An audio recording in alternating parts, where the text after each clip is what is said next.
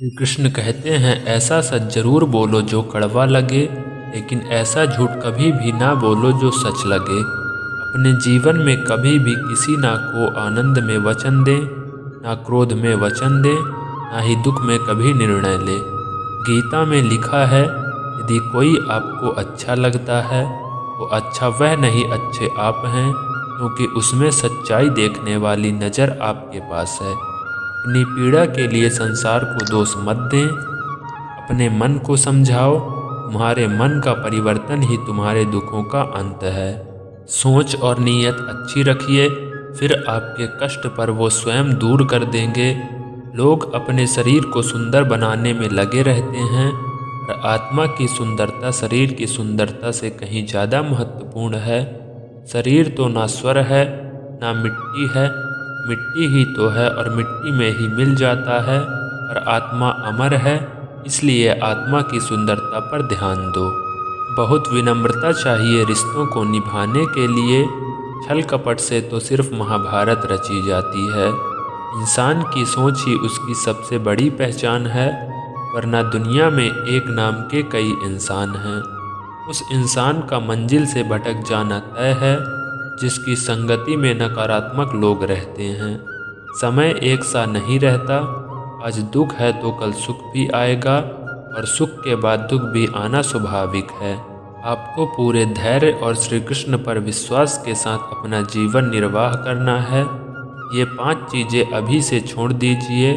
दूसरों को खुश करना, दूसरों से उम्मीद करना, अपने भूतकाल में ज़िंदगी जीना, अपने आप को किसी से कम आंकना और ज़्यादा सोचना, तभी आप सबसे बेहतर ज़िंदगी जी पाएंगे। आजकल किसी के गुणों से ज़्यादा रूप, रंग और कपड़ों को देखा जाता है, पर याद रखना, एक दिन रूप, रंग और कपड़े तो धोखे ही दे जाते हैं, पर जिसमें गुण है वह हमेशा साथ निभाएगा। जो व्यक्ति किसी के चेहरे पर हंसी और जीवन में खुश लाने की क्षमता रखता है, ईश्वर उसके चेहरे पर कभी हंसी और जीवन में खुशी कम नहीं होने देते। जब धन कमाते हैं तो घर में चीज़ें आती हैं, लेकिन जब किसी का आशीर्वाद कमाते हैं तो धन के साथ खुशी, सेहत और प्यार भी आता है। धन से ही नहीं, मन से अमीर बनो, क्योंकि मंदिरों में स्वर्ण कलश भले ही लगे हों, लेकिन नतमस्तक पत्थर की सीढ़ियों पर ही होना पड़ता है। भरोसा जीता जाता है, मांगा नहीं जाता। ये वो दौलत है जिसे पाया जाता है, कमाया नहीं जाता।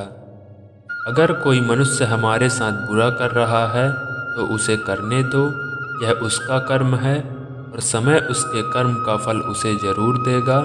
लेकिन हमें कभी किसी के साथ बुरा नहीं करना चाहिए, क्योंकि यही हमारा धर्म है।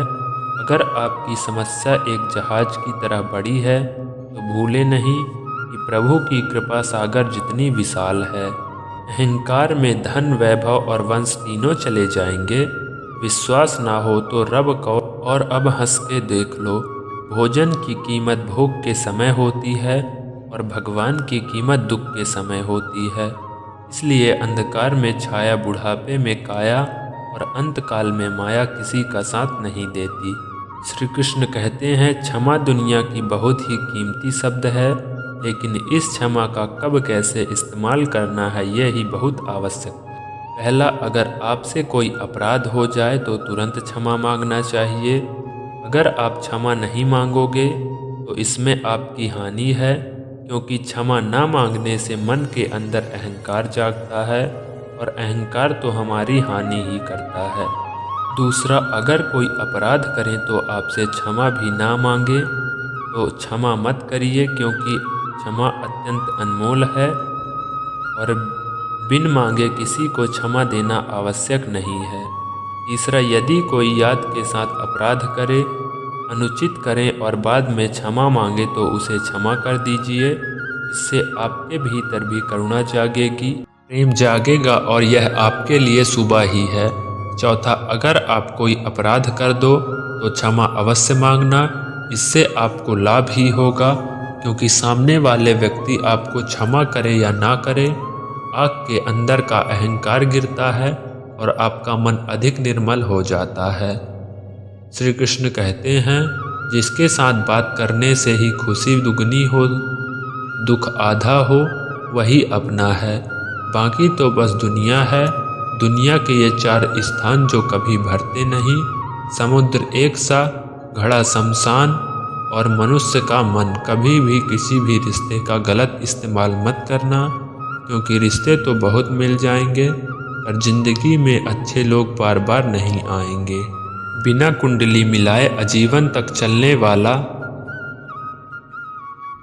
एक अद्भुत संबंध केवल मित्रता है। यदि हमारी नीयत अच्छी और मकसद सही हो तो किसी न किसी रूप में ऊपर वाला भी हमारी मदद करता है। जब हम प्रार्थना करते हैं तो ईश्वर हमारे कहने से ज़्यादा सुनते हैं। जितना हम पूछते हैं उससे ज़्यादा जवाब देते हैं।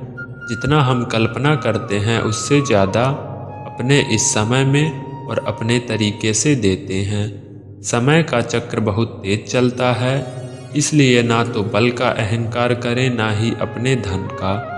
जीवन में वाणी को संयम रखना अनिवार्य है, क्योंकि वाणी से दिए हुए घाव कभी भरे नहीं जा सकते।